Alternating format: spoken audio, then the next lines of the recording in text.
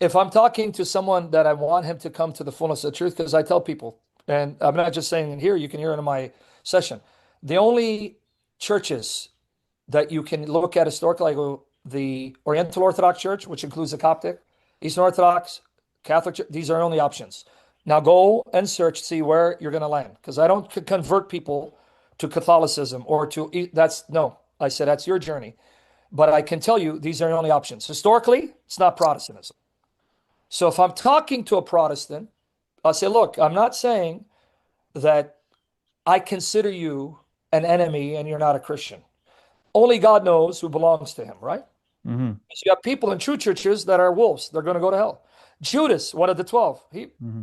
I mean, Judas was one of the 12. And so if I'm talking to a Protestant, how do I get him to see that Protestant is not the fullness of the truth? The promises of Jesus in Scripture. So I start with Scripture. A Protestant is taught, you must show me from the Bible. If you can't show me from the Bible, then I don't want it. So when someone who's not a Protestant comes and says, well, we don't just follow the Bible, sacred tradition, to them that comes off. Remember what Paul says. I'm going to give a rule of thumb. 1 Corinthians 9, chapter 9, verse 19 and 23. Paul says, to the Jew I became a Jew. True. To one under the law, I became under the law. One without, what did he mean? I entered their mindset so I could see how they think so that I would avoid unnecessarily offending them and communicate the same truth in the clearest way that would make sense to them.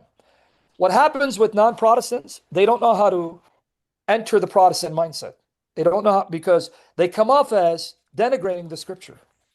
Mm. When I used to be anti-Catholic, when I would hear these arguments against sola scriptura, it came off to me as an attack on the Bible, that these people don't believe in the Bible because the Mm. Bible is their enemy. You have to change your mindset. So because I was a Protestant, I know the do's and don'ts. So I don't attack the Bible because I love the Bible. The Bible let me out of Protestantism.